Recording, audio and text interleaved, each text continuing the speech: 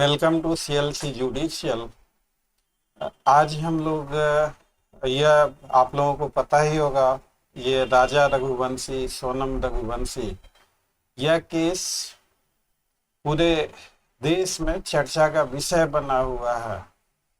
बहुत सारी रिपोर्ट्स आ रही हैं, बहुत सारे लोग ये कहानी क्या है, कैसे कैसे ये वारदात हुआ, उनके बारे में तरह तरह की चीजें आ रही हैं। और इन सारे वीडियोज को देखते हुए हमारा भी एक इरादा हुआ। हमारे जो सब्सक्राइबर्स हैं वो मोस्टली लॉ स्टूडेंट्स हैं, या तो प्रैक्टिस करते हैं या कुछ पहले वाले स्टूडेंट जो फिलहाल जजेज वगैरह बन चुके हैं, कुछ प्रोसिक्यूटर वगैरह बन चुके हैं। तो यह वीडियो एक एकेडमिक पर्पस से और एजुकेशनल पर्पस से कि legality and constitutionality of death sentence, क्या फांसी की सजा होनी चाहिए या नहीं होनी चाहिए। कुछ देशों ने फांसी की सजा को एबॉलिश कर दिया है, कुछ देशों में फांसी की सजा है। इसका हिस्टोरिकल बैकग्राउंड भी काफी लंबा है, वो एक शोध का विषय है, रिसर्च का विषय है। फांसी देनी भी है तो ह्यूमन तरीके से, यातनाएं देकर नहीं, टॉर्चर करते हुए नहीं। हमारे यहाँ हैंग अंटिल डेथ, ये वाला। तो अब सवाल यह पैदा होता है कि किस तरह के केसेस में फांसी की सजा होनी चाहिए। लाइफ इम्प्रिजनमेंट इज रूल, उम्र कैद की सजा नियम है, फांसी एक अपवाद है। उसे हम लोग रेयरेस्ट ऑफ रेयर के नाम से जानते हैं। फांसी की सजा, सजाएं भावनाओं में बहकर नहीं दी जा सकती। यह पिछले कुछ दिनों से आप देखेंगे, कुछ सालों में, विगत कुछ वर्षों में ऐसी बहुत सारी राइजिंग क्रिमिनलिटी, खासकर यंगस्टर्स में। ये जो यंगस्टर्स हैं ये कोई वेटरन क्रिमिनल नहीं है, ये मिसगाइडेड हैं। कसाब, अजमल कसाब जी से फांसी दी गई, उसे तो बड़ा क्रिमिनल ब्रूटलिटी या जो भी कहें नहीं कोई हो सकता। जब उसे फांसी की सजा सुनाई गई कि अब तुम्हें फांसी लगेगी, तो रोने लगा, अल्लाह कसम अब ऐसी गलती नहीं करूंगा। उसे जबरदस्ती पकड़ के ले गए फांसी के फंदे तक, पैंट में उसकी पेशाब निकल गई। तो ये जो यंगस्टर हैं खुद को तीरंदाज समझते हैं, इनकी भी पैंट में पेशाब निकल जाती है और अब निकलती भी होगी। ये पता ना इन लोगों के माइंड में क्या और कैसी चीजें और किस तरीके से। अब इसी केस को आप देख लीजिए, सोनम रघुवंशी के, इसका ऐसे जांच से और मीडिया रिपोर्ट की अगर बातें माने तो आ रहा है कि इसका संबंध, नाजायज संबंध एक नौकर से था। नौकर मतलब यह राज जो था सोनम के डैड के फैक्ट्री में काम करता था। राज के पिताजी की बचपन में डेथ हो गई थी। उसकी माँ घरों के बर्तन मांज के गुजारा चलाती थी, किसी तरह से इसे नौकरी मिली। जिस फैमिली ने तुम्हें नौकरी दी, वो जगह दी, तुमने अपने सातिराना अंदाज से उन्हीं की पीठ में चाकू घोंपा, उनकी लड़की को बरगलाया और इस घटना को अंजाम दिया। सोनम भी कम दोषी नहीं। सोनम तो एक ऐसी लड़की है,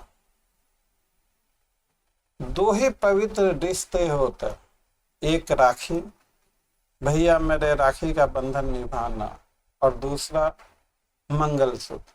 हमारी हिंदुस्तानी लड़कियां अपने मंगलसूत्र की रक्षा के लिए खुद को कुर्बान कर सकती हैं। भाई बहन के भी बहुत प्यारे किस्से मिलते हैं। राखी, राखी ये बंधन है प्यार का। तो सोनम रघुवंशी की अगर बात की जाए तो ना उसने राखी का रिश्ता निभाया, दिन में भैया रात को सैया, ना ही मंगलसूत्र की कोई कदर उसे। और ऐसे रिलेशन को प्यार, ये प्यार के नाम पे एक कलंक है, बदनुमा धब्बा है, एक दाग है। ऐसी बातें मैं भावनाओं या जज्बातों में बहकर नहीं कह रहा। यह केस मेघालय पुलिस जो जांच कर रही है, हम लोग भी इस वीडियो के जरिए वो अहम कानूनी पक्ष, अब देखिए वीडियो में तो ये सारी चर्चाएं नहीं हो सकती डिटेल में, और काश अगर मुझे मौका मिलता स्पेशल प्रोसिक्यूटर के तौर पे, तो मैं जरूर सोनम रघुवंशी और ये जो पांचों हैं, इनके लिए फांसी की सजा से कम कुछ भी नहीं। इंसाफ की यही मांग, इनको फांसी दो, इनको फांसी दो। हम लोग लीगलिटी पे भी बात करेंगे, कुछ फैक्ट्स की बात हम लोग करते हैं। ये 11 मई को 2025 को सोनम रघुवंशी और राजा रघुवंशी की शादी होती है। लड़की मांगलिक, लड़का भी मांगलिक, तो मांगलिक में शादियां हो जाती हैं। राज जो था वो मांगलिक नहीं था, तो ऐसा कहा जाता है ज्योतिष शास्त्र के हिसाब से। सुनने में यह भी आ रहा है कि किसी तांत्रिक ने ही सलाह दी, किसी ज्योतिष ने ही सलाह दी कि पहले किसी और से शादी कर लो, उस शादी को किसी तरह निपटा दो, फिर राज की उम्र बढ़ जाएगी और गृहस्थी तुम्हारी राज के साथ अच्छी चलेगी। तो अगर किसी तांत्रिक या किसी ज्योतिष का ऐसा बयान है और वो टपकाने की धमकी दे रहा है, तो यह अबेटमेंट में वो भी मारा जाएगा। तो मेघालय पुलिस को इस बात की भी जांच करनी चाहिए कि वो तांत्रिक कौन है, वो ज्योतिष कौन है, उसने सोनम को और इस पूरी फैमिली को क्या एडवाइस दी। अब सोनम के भाई का तो अब जो भी बयान आ रहा है, लेकिन सोनम के पेरेंट्स और भी कुछ लोगों के बयान आ रहा है कि सोनम ऐसा नहीं कर सकती, सोनम निर्दोष है। हर अपराधी के घर वालों को यही लगता है कि हर अपराधी निर्दोष है। उनका भी देखिए, जिन्होंने अपना लाल खोया है, राजा रघुवंशी, उस बेचारे का क्या कसूर। आप किसी का कत्ल करके अपना घर रोशन नहीं कर सकते। किसी की जान लेकर अगर आप अपनी दुनिया बसाना चाहते हैं, किसी को लूट कर आप खुद को आबाद करना चाहते हैं, तो आपको जिंदा रहने का कोई अधिकार नहीं है। आप इस समाज के दुश्मन हैं, आपको रेयरेस्ट ऑफ रेयर, आपके लिए सारी धारणाएं बेकार हैं और आपको फांसी से कम कोई सजा नहीं होनी चाहिए। तो उस तांत्रिक ने अगर ऐसी एडवाइस दी है, तो तांत्रिक भी अबेटमेंट के अंतर्गत he becomes also one of the accused, he instigation abetment. तो मेघालय पुलिस को इस एंगल पे भी जांच करनी चाहिए। जो स्टोरी आ रही है कि 11 मई 2025 से पहले मीडिया रिपोर्ट और वो सारी चीजें को देखें, तो सोनम ने 2-3 बार अपने डेथ को फेक करने की कोशिश करी थी। वही स्कूटी, सोनम की ही कदकाठी की एक लड़की स्कूटी को किसी नदी के किनारे ले जाके, सोनम अक्सर जाया करती थी वहाँ, स्कूटी कपड़े सब वही हैं। फिर उस स्कूटी पे किसी उसी काठी की लड़की की एक जली हुई लाश, अब वो लड़की मिल नहीं पाई, वहां पे वो पॉसिबल नहीं हो पाया, तो ये पहला प्लान इनका यह फेल हो गया। फिर ऐसे और भी 2-3, मैं पूरी स्टोरी की चर्चा नहीं करूंगा क्योंकि वीडियो काफी लंबी हो जाएगी। सोशल मीडिया भरा पड़ा है, आप जाके वहां पे उन स्टोरीज को देख लेंगे। फिर इन्होंने प्लान किया कि राजा रघुवंशी को ही टपका देते हैं। 14 मई 11 मई 2025 को इनकी शादी होती है और 2 दिनों के बाद 14 मई 2025 को सोनम अपने मायके वापस आ जाती है। उसके बाद देखिए किस तरह प्लानिंग से, फुल्ली कोल्ड ब्लडेड मर्डर, किस तरह प्लानिंग से वो लेके जाती है। अपने हस्बैंड को कहते हैं कि मैंने कामाख्या देवी माता से मन्नत मांग रखी है, वहां पे पूजा के बाद ही हम पति पत्नी के तौर पे रह सकते हैं। और इस तरह से करके राज ने उसे ऑफर दिया था, अगर मीडिया रिपोर्ट और वगैरह इन सारे चीजों को, कि थाईलैंड चलेंगे हनीमून पे, कहीं फॉरेन चलेंगे। तो देखिए यह वीडियो आम दर्शकों के लिए भी है। अब यह सोचने वाली बात है कि हनीमून पे जब विदेश घूमने की बात हो रही है तो कौन सी लड़की मना करे कि नहीं विदेश नहीं जाऊंगी, पहले यहीं चलूंगी। तो कानून का पहला पाठ है, नेवर जज द पीपल व्हाट दे से। लोगों के शब्दों से उनकी तुलना ना करें, लोगों के कंडक्ट को एनालिसिस करें। अब यह सोचने वाली बात है कि आखिर इस लड़की को हनीमून के लिए फॉरेन जाने का ऑफर दिया जा रहा और यह फॉरेन नहीं जाना चाहती। यह इंदौर से इतनी दूर मेघालय ही क्यों जाना चाहती, गुवाहाटी क्यों जाना चाहती, क्या राज है उसका। तो थोड़ी बहुत, अब कहते हैं ना, होने को कोई रोक नहीं सकता। अब बेचारा राजा रघुवंशी भी इनकी बातों में आ गया, वो जाने को तैयार हो गया। ये लोग 21 मई को गुवाहाटी पहुंचते हैं फ्लाइट से और सोनम रघुवंशी ने राज के साथ मिलकर और 3 लड़कों को वहां बुला रखा था। अब 21 मई से 23 मई तक काफी प्लानिंग होती है कि मार दिया जाए, सीसीटीवी वगैरह और ये सारी चीजें लगे रहने की बदौलत उन कातिलों को मौका नहीं मिल पाया। और अंत में सोनम देखिए किस तरह से प्लानिंग करके सुनसान जगह पे ले जाती है, झरना देखना, ऊपर देखना। और ये तीनों पहले कितनी सातिराना तरीके से, वो तीनों लड़के पीछे पीछे इंदौर से आए हैं, हमारी अच्छी बनेगी, हमसे भी रहेंगे, एक ही जगह के हैं, 5-5 लोग रहेंगे। बेचारा राजा रघुवंशी इनकी बातों में अरे भाई हनीमून पे जा रहे हैं मियाँ बीवी, उन्हें प्राइवेसी जितनी मिल सके। यह 3 बाहरी कैसे रहेंगे, किस तरीके से रहेंगे। जब होने को ऐसा कुछ होता है तो यह भी सच है कि माइंड काम नहीं करता। राजा रघुवंशी इनकी चाल में फंस जाता है, बेचारा सीधा साधा मासूम सा लड़का। आप फोटो देखिए, कितना हैंडसम, कितना स्मार्ट लड़का। और यह इनके झांसे में, इनके जाल में आ जाता है, मान जाता है, ये चलते हैं। और जो 3 कॉन्ट्रैक्ट किलर आए थे उनकी हिम्मत नहीं हो रही थी। सोनम चिल्लाती है, सोनम चिल्लाती है कि मारो इसको, हिट हिम, मैं तुम्हें और भी पैसे दूंगी, 20 लाख रुपए दूंगी। और उसके बाद उन्होंने दाव लिया था वहीं गुवाहाटी से और उसका मर्डर कर देता है।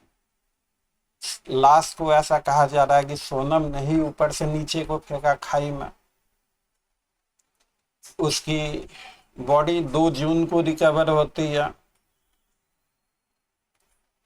बहुत ही बुरी स्थिति में लाश थी। और उसके बाद ये लोग पकड़े जाते हैं। पुलिस को शक, जहां ये होटल में ठहरे हुए थे, पुलिस को शक होता है कि शादी हुई है, कोई लड़की हनीमून पे घूमने आई है तो अपने मंगलसूत्र को सूटकेस में क्यों रखेगी।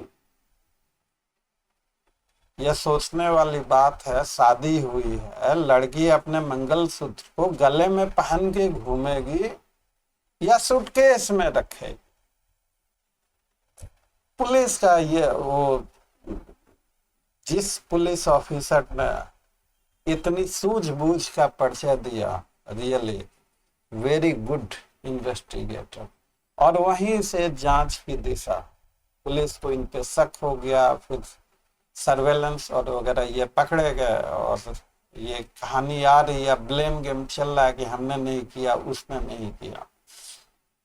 अब देखिए मर्डर के केस में बस ये स्टोरी थोड़ा सा मैंने जिक्र किया क्योंकि इस केस के लिए जरूरी था। मैं कंप्लीट स्टोरी नहीं यहाँ पे इस वीडियो में कर सकता।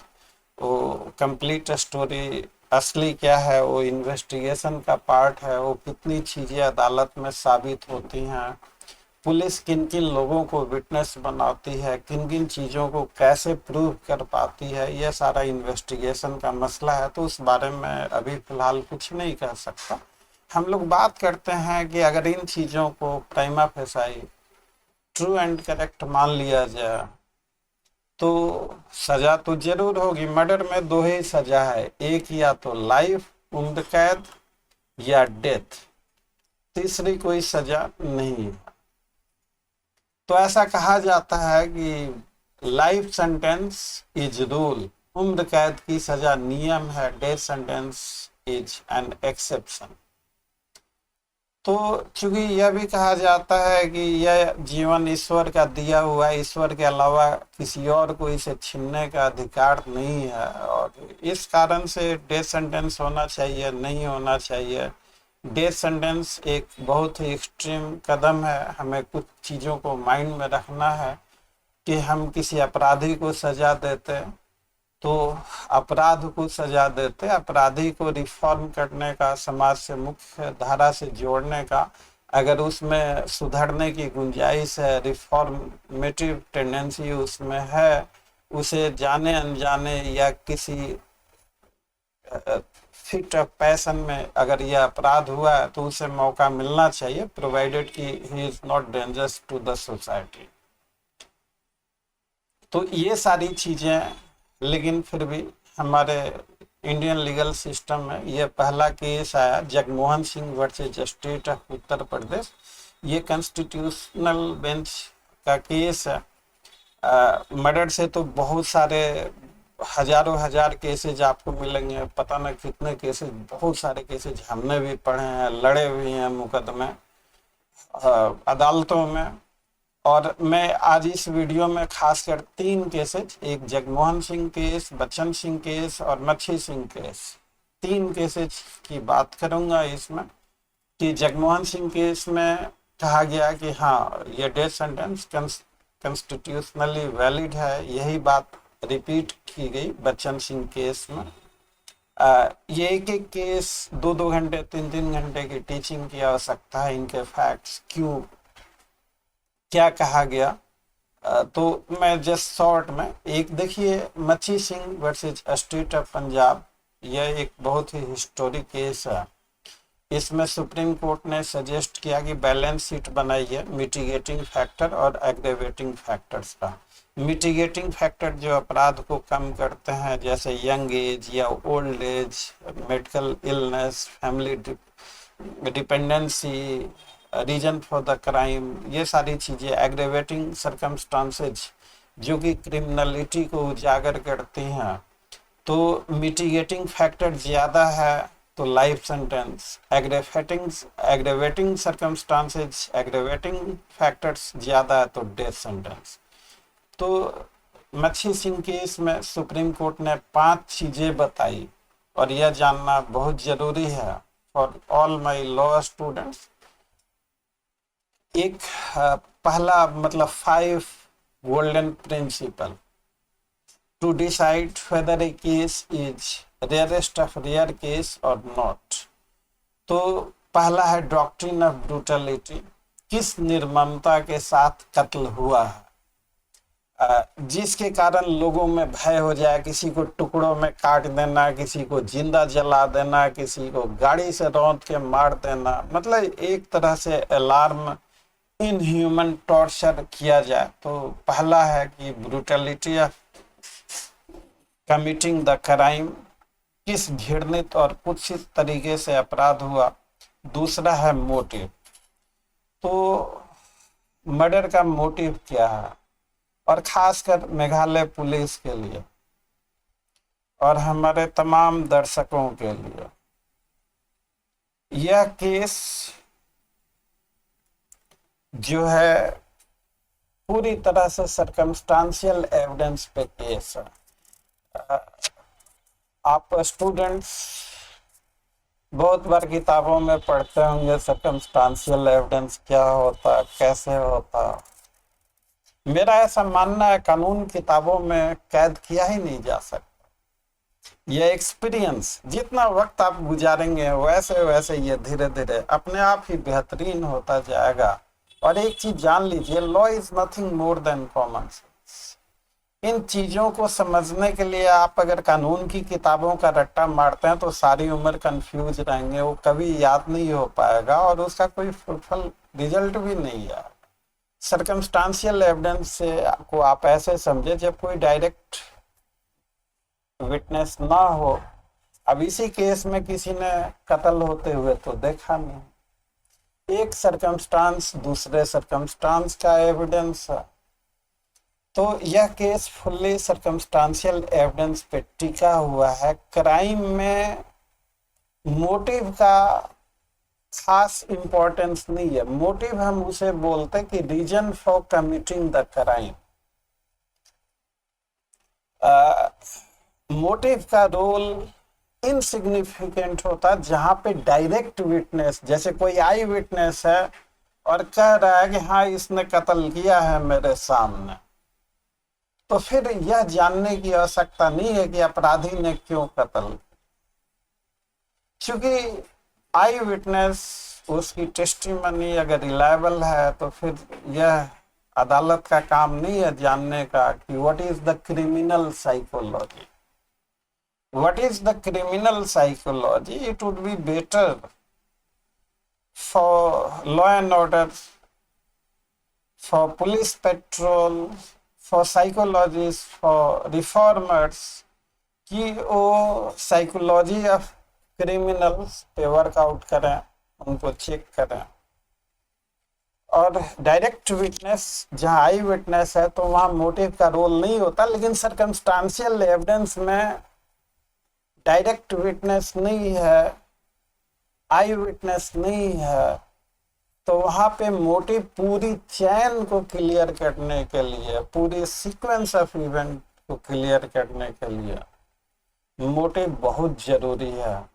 सर्कमस्टांशियल एविडेंस केस को एक लाइन में समझिए, if motive fails case fails. अगर मोटिव नहीं इस्टेब्लिश हो पाया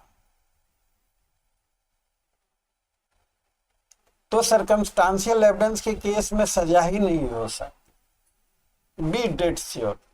यह सारी चीजें आप कई जजमेंट पढ़ेंगे, बहुत डेप्थ में स्टडी करेंगे, तब समझेंगे। हमने आपको एक कंक्लूजन जैसे होता है ना, की पॉइंट, कि motive is must into circumstantial evidence case.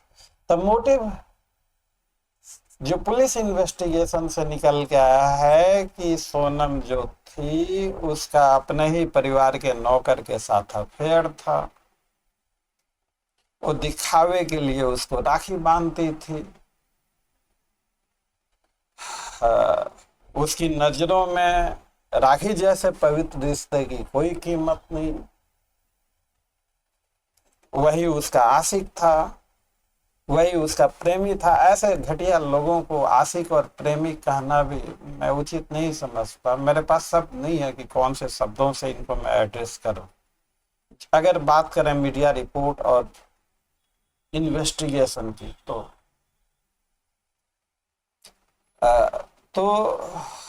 और फैमिली प्रेशर की भी थ्योरी आ रही है। अब देखिए, आप लॉ स्टूडेंट बन के या आम दर्शक लोग अगर आप सोचने लगे अगर घर वालों को पता था कि सोनम का रिश्ता उस पारिवारिक नौकर से है, तो कोई भी घर वाला, चाहे जो, अगर घर वाले सोनम की जबरदस्ती शादी करवा सकते हैं, तो जो पारिवारिक नौकर था उसको भी लात मार के भगा सकते। तो दोनों चीजें अपने आप में सेल्फ कंट्राडिक्टरी, अगर लॉजिकली अगर हम सोचें तो लगती है। अगर घर वालों को पता था कि सोनम का चक्कर चल रहा है इसी परिवार के नौकर के साथ, और घर वाले इस कारण से सोनम की जबरदस्ती कहीं और शादी करवा दी है, और घर वाले इस कदर सक्षम थे कि अपनी मर्जी से जबरदस्ती सोनम की कहीं और शादी करवाएं, तो सबसे पहले घर वाले उस नौकर को भी लात मार के भगाते। तो मुझे ऐसा लगता है कि शायद हो सकता है घर वालों को ना पता हो। व्हाट एग्जैक्टली अब बेटर तो यही लोग जानेंगे, या जो जांच में निकल के चीजें आएंगी सामने। तो और motive well planned cold blooded है कि नहीं, मतलब पूरी तरह से, और उससे फायदा क्या।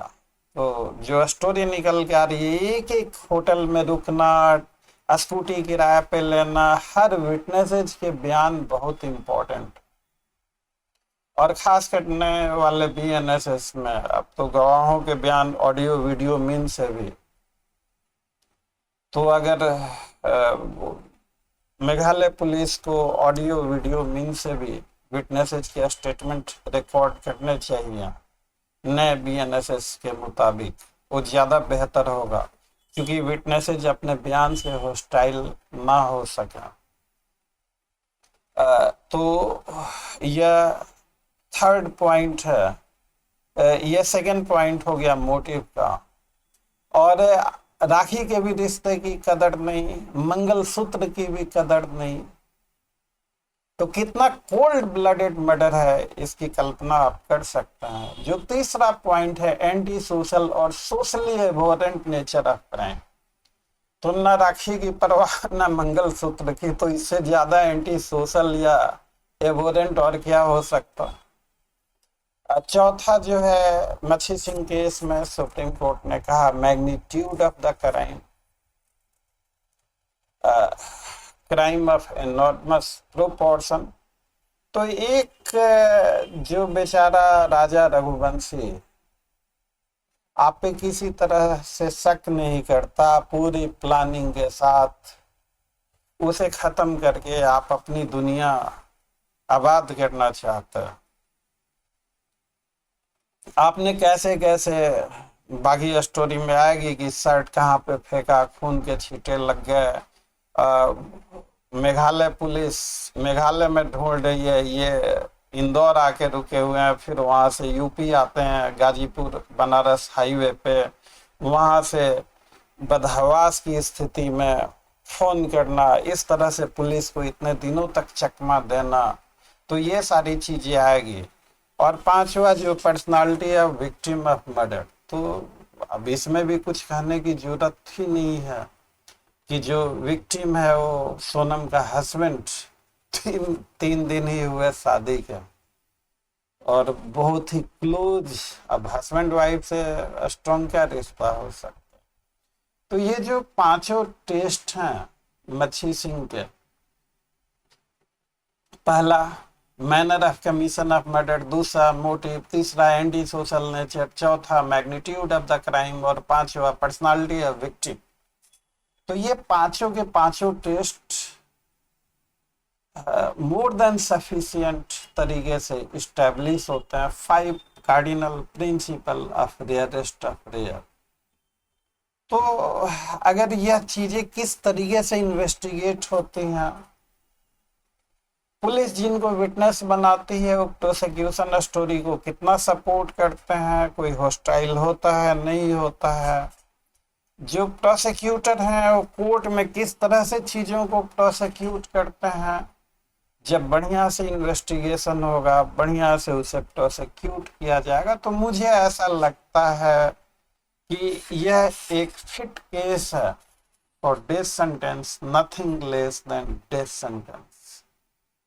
आप ऐसे शख्स को जिंदा रख के क्या करेंगे जिसे न राखी की कदर न मंगलसूत्र की परवाह, जो प्लानिंग दर प्लानिंग कोल्ड ब्लडेड तरीके से करते आ रही। ये 2 कौड़ी का नौकर जिसकी माँ घरों में बर्तन मांजती थी, इसे किसी ने जगह दी नौकरी। अब ऐसा होने लगे तो कौन इंसान दूसरे इंसान की मदद करेगा।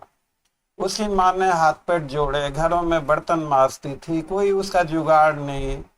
चंद रुपए चंद पैसे मिलने लगे तो उसी की पीठ में चाकू मार दिया। तो राज भी कम दोषी नहीं है। ये मिटिगेटिंग फैक्टर में यह है कि हार्डेंड क्रिमिनल नहीं है,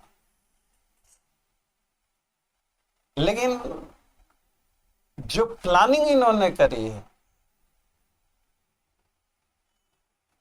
हार्डेंड क्रिमिनल तो कसाब था, जब फांसी पे ले जाया जाने लगा तो पैंट में पेशाब निकल गए थे। इनके भी एक थप्पड़ में निकल गया होगा पुलिस का, और खूब हर पल निकलता हो। अब इनको पता लग रहा होगा कि इन्होंने किया क्या है। ये जो, और ये देखेंगे कि अधिकतर crime love, sex and relationship के तरफ जो, अब इसको जो है इस तरीके से प्रॉपर्टी गेन करना, कंट्रोल करना, उन चीजों से, तो उम्मीद करता हूं कि इस केस में राजा रघुवंशी को जरूर इंसाफ मिलेगा। फांसी से कम कुछ भी नहीं। यह एक फिट केस है टू अवॉइड डेथ पेनल्टी। अब यह प्राइमा फेसाई मीडिया रिपोर्ट और जो चीजें निकल के आ रही है उस पे आधारित है। अब इन्वेस्टिगेशन क्या होता है, चार्जशीट में क्या है, गवाह किस तरीके से बयान देते, कोई हॉस्टाइल होता नहीं होता, वो केस किस तरह से प्रेजेंट किया जाता। आप सोशल मीडिया पे ऐसे भी वकील लोगों के बयान सुनते होंगे कि इस केस में कुछ नहीं है, ये केस चुटकियों। अरे भाई, लोग पॉपुलर होने के लिए पता नहीं क्या क्या बोलते हैं, अनाप शनाप। आज का एक फंडा यह भी है कि आप जितना बकवास करेंगे उतना पॉपुलर होंगे। युग ही ऐसा है। एनीवे, चलिए, लोगों की आजादी है, उन्हें उनकी जो समझ और जो उनको अच्छा लगे वो बोल सकते हैं। इन लोगों को भी कभी कभी सुन लिया कीजिए। तो यह वीडियो सिर्फ यह था रेयरेस्ट ऑफ रेयर केस समझाने के लिए। आपको एक चीज हमेशा ध्यान में रखना है, life sentence is rule, death is an exception. तो राखी और मंगलसूत्र दोनों में से किसी की कदर नहीं होना, यह अपने आप में बहुत बड़ा एक्सेप्शन है। कोल्ड ब्लडेड मर्डर, कितने अटेम्प्ट, किस तरीके से, विश्वास में, भरोसे में लेकर, यह भी अपने आप में एक्सेप्शन है। अभी 3 दिन भी नहीं हुए शादी के, मैरिज भी कंज्यूमेट नहीं हो पाई, और ये सारी चीजें। तो I think this is rarest of rare, nothing less than death sentence.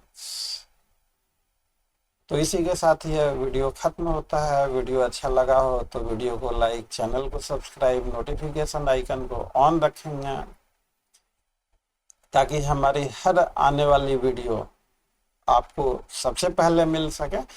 Thanks for watching, see you again, till then, bye bye.